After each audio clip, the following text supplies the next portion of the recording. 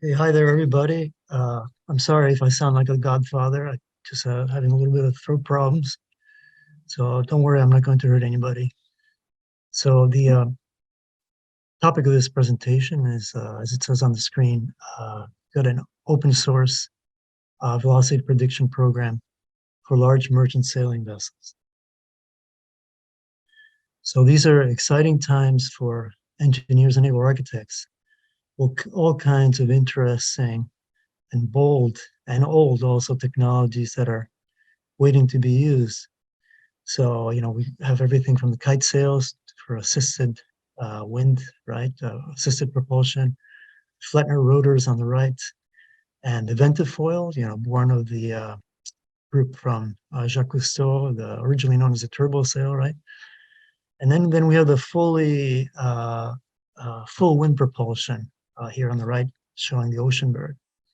So the VPPs can help us, or velocity predicting programs can help us predict the speed and performance of these new devices, right? So, so the goal is the development of a simple open source tool, VPP, for predicting the speed of large sailing cargo carriers. Okay, the VPPs have been around for a while, since the early 1970s, maybe even before.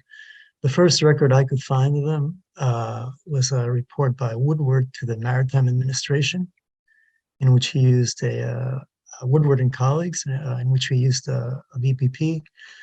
And then in the same year, there was Kerwin. This one's cited pretty often, who made um, a handicapping system for yacht sailing using his VPP.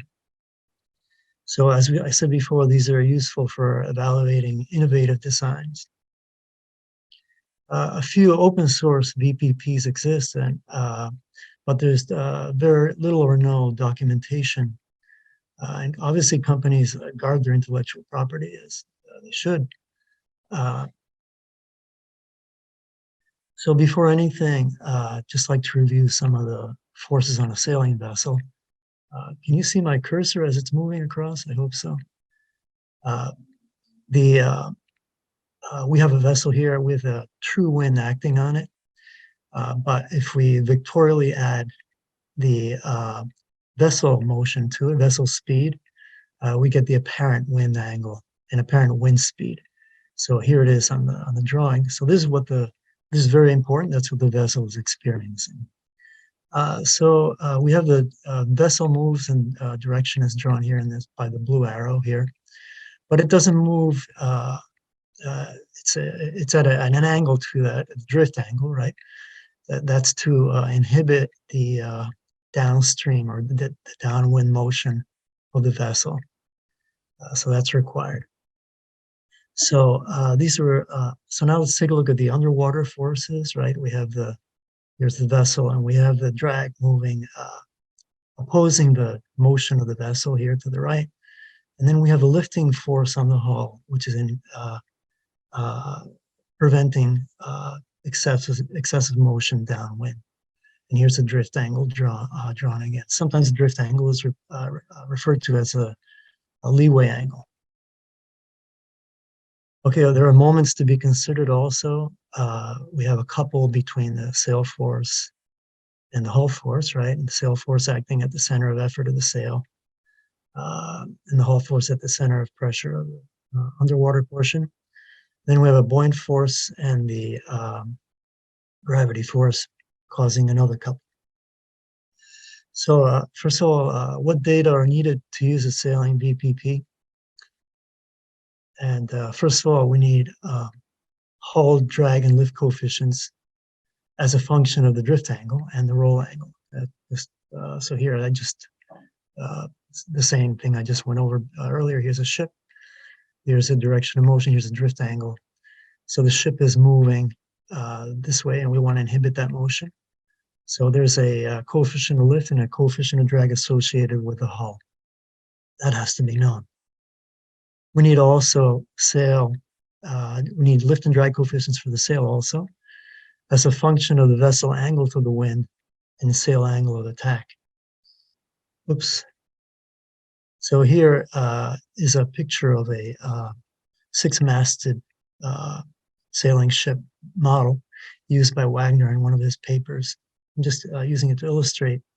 So if you have the wind coming in this direction, right? So the performance of the sails is affected by the angle of that wind, especially because of more so than a one-masted vessel, because at some point the sails start interfering a lot with each other, right?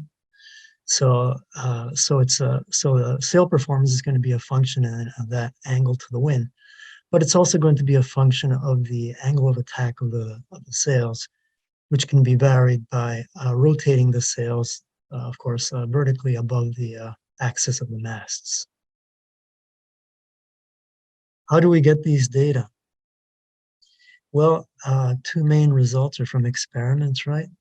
From towing tank and wind tunnel tests. And there's also computational fluid dynamics. But the type of computational fluid dynamics that we can do with our normal computers is really not accurate enough, in my opinion, especially for when you're dealing with high angles of attack, like you're getting in the sails and and at the drift angle, right, in the hull, in which you get a lot of separation. Then you can expect lots of inaccuracies in the CFD. The more advanced CFD that the big computer, huge computers can do, like the direct numerical simulation, is much more accurate. So there are two types of VPPs. First of all, there's the equilibrium type, where the vessel is assumed moving at a constant velocity. All forces are assumed balance. In other words, the thrust force equals the drag force. In its simplest form, the sum of forces along the vessel track is equal to 0, right? Sum of forces perpendicular to the track is equal to 0. And the sum of the moments along the ship longitudinal axis is equal to 0. The result is a set of algebraic simultaneous equations. The computer solves them by iteration. It's just a fancy word for intelligent guessing. It's got algorithms that converging upon a solution. And the equations can be difficult to solve if a good initial guess of vessel velocity is not available. And it's the most frequently used type of velocity predicting program. Then there's the dynamic, where the forces in the vessel are not in equilibrium. In this case, we're going to start the vessel from a known velocity, an assumed velocity, and orientation to the wind. And then we just let it move, and we keep track of its acceleration. So the initial vessel speed and angle to the wind are assumed at time equal to t is equal to 0. So that's, sorry, just a second. The vessel is allowed to accelerate from the force of the wind, and the force acts for a very small time step. The time step is crucial. So you start out with an initial vessel orientation to the wind. At time t is equal to 0, so you know the orientation of the wind, so you can calculate all the angles that you need. You can calculate all the forces. You can calculate all the acceleration. So the acceleration x and y directions are calculated, and the new velocity and direction are calculated. So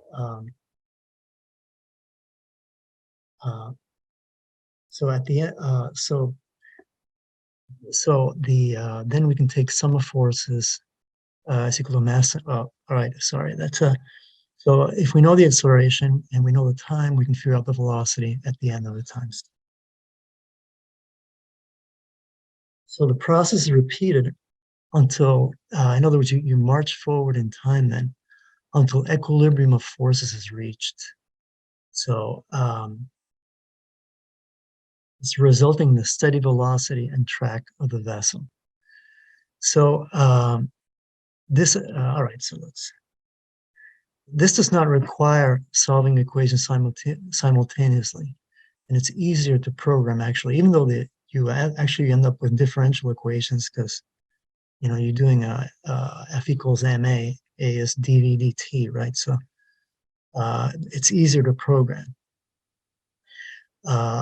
It can also be, the result can be used to solve for unsteady performance, such as rate of turn, acceleration, etc., as well as for steady speed. So there's a little bit more flexibility involved in a dynamic.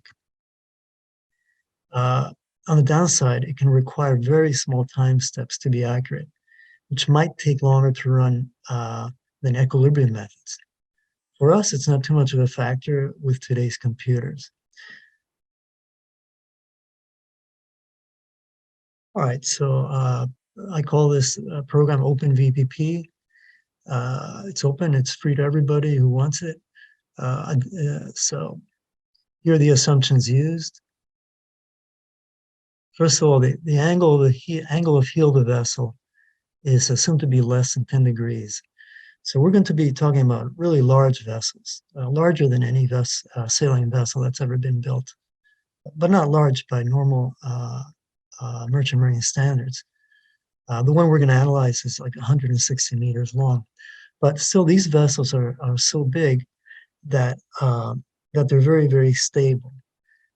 Because if I understood the naval architects correctly, I'm not a naval architect, I'm a mechanical engineer, but if I understood them correctly, the healing force goes up like the cube of the size ratios, right?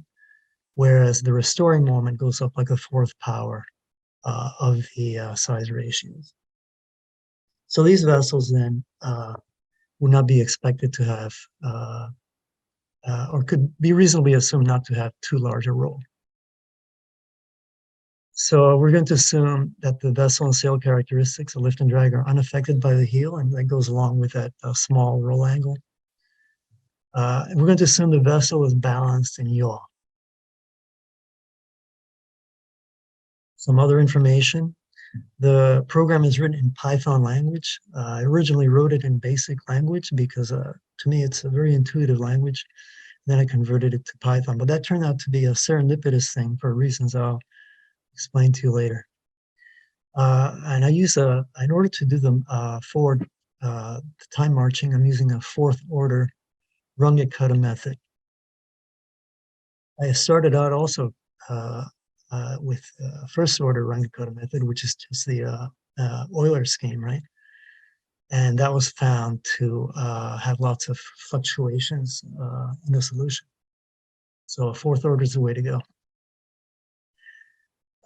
Sail, lift, and drag information must be input into the program in the forms of coefficient of lift and coefficient of drag. And in the same way, hull, lift, and drag information also has to be input into the program as a function of the drift angle. In addition, vessel information must be input, such as the GM, the mass of the vessel, length, center of gravity location, and sail center pressure. So a time step has to be selected by the user. Now, this can only be done really after a little trial and error. You run the simulation and you see how the results are, and then you try a smaller time step and see if your results change. And you keep doing that until you don't get any further change. So it's really kind of a brute force caveman type of way to determine if your time step is small enough. Just keep going smaller until the solution doesn't change any further. In the beginning, a drift angle and wind speed are selected by the program user. The program then solves for vessel velocity and resulting orientation into the wind. Then the program will cycle through a series of sail angle of attacks, some of which may not be efficient. They won't all give the maximum performance of the vessel for each apparent wind angle to the vessel. Many solutions are possible, and the maximum is selected to ascertain the fastest speed of the vessel. So first let me get all the pictures out. Okay, so here's the vessel which we're going to be modeling. This is based on similar work done by Woodward for the Maritime Administration. And he used this vessel which has lots of data available for it. It's a 525-foot long, 160-meter vessel, 15,000-ton cargo dead weight bulk carrier. And it was tested, a hull just like it was thoroughly tested by Wagner in 1967. Just it's old data, but it's totally reliable, done with tremendous precision. It's a 6-masted vessel, and you can see a picture of it here in the wind tunnel that Wagner used. The sails are, we've heard already mentioned quite a bit today during the today and yesterday during the conference. They're Dynarig type, and they're shown here. This aerial shot shows the yards of the Maltese Falcon, right? And the sails are set onto those curved yards and form almost a seamless wing. It's a beautiful design. So, all right. So this vessel was selected again because there's lots of data available, and I knew that Woodward had done already a VPP using these data. So I chose to try to test my VPP against Woodward's results. So here's the sail data from Wagner's paper. I couldn't find this in English, the paper. I found it in German, but fortunately a colleague at work happens to speak German in addition to 5 other languages. And he translated it for me, and it's published in jmwe.org. And here's information from from Wagner's paper, which so these are coefficient of lift on the y-axis and apparent wind angle on the x-axis.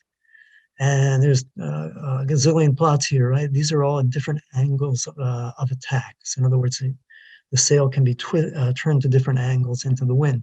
So here, the lowest one here is 0, then 10, 15, 20, and then they go all the way up to 90 degrees. Next, same thing was done for the drag coefficients, and these were also taken from Wagner. And these are all at different angles of attack as well, and these are coefficients in drag. So each one of these for the VPP had to be fit to a polynomial fit, a polynomial curve fit. So using Excel, tremendous amount of curve fitting involved. So each curve was fit to polynomial. So for example, lift and drag coefficients is a function of apparent wind 10 degrees. So here's the equation that was for the coefficient of lift and coefficient of drag at 10 degrees, taken from the program. This is Python language. And the same was done for the hull. Wagner also had results for a hull. Another paper written in German that I tried to translate using Google Translate until I gave up and gave it to my friend, and he was able to translate it. That can also be found at jmwe.org. Okay, so here's the solution procedure. First, we input a drift or leeway angle, a time step, and a Beaufort number. So that's the way Woodward did it in the report that I'm going to compare against. The reason the Beaufort number is used because it gives you it gives you the wind speed and the waves and the action of the waves, so that could be taken into account. So the user selects an angle of attack, and the program will solve them for ship speed and ship path relative to the wind. So first of all, the program assumes an initial velocity at 90 degrees to the wind. So the ship orientation is relative to the wind direction. The program solves for the forces on the sails and the hull using ship speed and angle to the wind. And it does this by first calculating the apparent wind angle, apparent wind velocity. So, and then from that, it can use the coefficient of lift, coefficient of drag to calculate force on the sail, and then force on the hull. So then the program then calculates acceleration of the ship along the vessel path then a new ship speed, and a new ship path at the end of the time step. So if all of the forces in the direction of the ship path cancel each other, in other words, the sum of the forces is equal to 0, the program returns to step 1, and a new drift angle is used. So you typically been testing drift angles from 1 to 20. So I'd just like to mention too that, well, I'll go back just I'm saying here that the sum of forces has to be equal to 0, but in practice, it's not a smart thing to do, because you can spend a lot of time, you can waste a lot of time trying to get all the sum of forces to be equal to 0, when the sum of forces equals to 100 will be just as good, or even 1,000, because these are huge ships. So a little bit of difference doesn't make a little bit of difference between the summation of forces not being 0 is not going to make a difference. So if all the forces in the direction of the ship do not cancel each other, then you just go back to step number 3, where you just keep going, keep looping. Typically, you need about 200,000 loops, 200,000 time steps to do this, which takes about 2 to 3 minutes for a whole, for drift angles from 1 to 20. Well, that's at a constant angle of attack. So then you select a new angle of attack and repeat. Here we go. Yeah, 200,000 loops, 2 to 3 minutes, something like that. So it's kind of a relaxing way to work. You can set the computer going, stretch your legs a little bit, go to the refrigerator, and come back and take your results on. So question then is, how big a time step do you use? So here is what I found. Okay, so on the x-axis are time step size, right? And this is both the ship track and the velocity.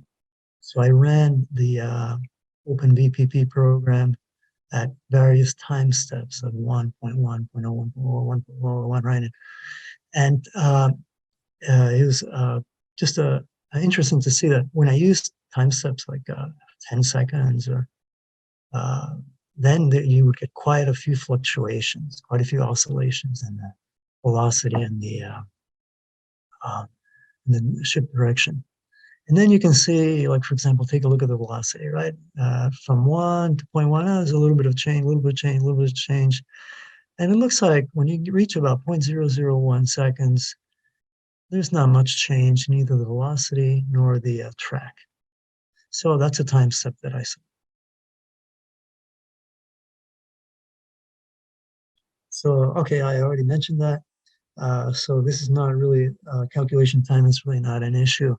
If you were to go to, if you were to cut the time step down by a factor of 10, then you'd be increasing your time by a factor of 10 too. Then you might start getting into trouble. So here are the results of OpenVPP compared to Woodward's report to MARAD in Beaufort 7 scale. So in red is the MARAD result, right? And in blue is the OpenVPP result. It looks like in going with the wind, the OpenVPP pretty much agrees with the MARAD report. But then as we get further and further into the wind, there's a bigger and bigger discrepancy between the MARAD results and my results. So I spent a lot of time worrying about that and thinking about it, but I have reason to believe. I took the same equations that I used, I put them in an equation solver. In other words, I solved it in equilibrium mode rather than dynamic mode, and I got the same trend in the sense that the velocities were slower than the MARAD. That's one thing that led me to believe that I may be correct. And another thing about, I don't want to sound arrogant. Chances are better that I'm not correct, because well, I think that because but there is another reason to believe that I may be correct. And these plots look like, they were used in Guantanamo to torture people, but we have here's a ship, right? And remember, we have the apparent wind coming in, and the coefficient of lift, and the coefficient is viewed as, is always considered to be perpendicular to the apparent wind. And the coefficient of drag is always assumed to be going in the direction of the apparent wind. And this is a plot from the Marad report, in which there's on the x-axis is, and here's another one that's just like it really. Here's a cx, which is the thrust coefficient, and the thrust coefficient is just the projection of the CL onto the path of the. Let me see. I have a thing. Oh no, let me go back. The cx is just a projection onto this axis here, and the cy is the projection of this and the drag. And so that's the cx, and the cy is the projection of both of these forces on this axis here. And that's what's plotted here, cx and cy. And in these boxes here, the numbers in the boxes, these are apparent wind angles. It's 30, 40, 50, 60, all the way to 180 degrees. And these smaller numbers that you're seeing here, these are the sail angle of attack into that wind. So in this case, it goes 0, 10 to 20. But when the at higher angles of attack, at higher apparent wind angles, right? You need bigger angles of attack. So, but you can see then the plot stops at, you can't go any lower than 0 angle of attack, right? And Woodward has pretty much the same plots I do, but I had the advantage of Excel perhaps, but he's extrapolated his plots all the way down so that he's getting some further advantage than my program is using, because he's getting a pretty high coefficient of thrust, Cx, at a much lower healing force coefficient of Cy. So that may explain why our results are different. But I would put my money on him instead of me. So clearly, just a little bit more validation needs to be done. Oh yes, there we go. There's the Cx and the Cy. So some useful advice and conclusions. First of all, use a language with 15-digit precision or more. In other words, if you didn't have 15-digit precision, if you added these two numbers together, you will get is equal to this, one would be lost. It would just be 1. So you don't necessarily need the 15-digit precision, but you need probably like 10 or 11. And when I first started doing this in basic language, which only had 8-digit precision, I was getting into problems of I wasn't quite sure what was going on. But with most modern computer languages, there's no problem at all, because most of them have, like Python, have that 15-digit precision. Python will have even more than 15 if you ask it to do it. The other thing is, when making those curve fits to coefficient of lift and coefficient of drag data, especially for the sails, right? You should try to use as small an exponent as possible in the curve fits. When I first did it, I was using some really like 5th and 6th degree polynomials, and those seem to really wreak havoc upon the program being able to find a solution. So I found much better success at converging upon a solution by using as low a degree as possible. I think the lowest I used was 3rd, but most were like 4th degree polynomials. But then, of course, you don't get as great an accuracy, right, with the fitting fitting the data. As I said, the first order Runge-Kutta resulted in oscillations in the results. Needed greater accuracy of the fourth order. It's really much better that way. So in the future, I want to keep. I'd like to eventually publish this once I verify it a little bit better, and I'd like to try my hand at a couple of things. Is trying a zero drift boat in the sense that the hull always the hull is always pointing in the direction of the motion, but the centerboard is going to, or the what do I call it? The keel is going to be rotating. This way, you use a high aspect ratio keel, which might generate lift in a more efficient manner than the low aspect ratio hull. The other thing is don't strive for accuracy that is not required. You don't really need to set the summation of forces to equal to zero as a criterion for converging. You can use 100 pounds, like if there's a 100-pound difference between the thrust and the drag, it doesn't really make any difference that we care about in the speed or the angle. Even 1,000 pounds seem to work okay.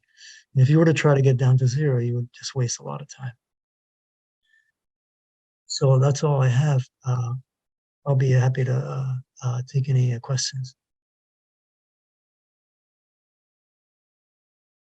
Do I stop sharing screen?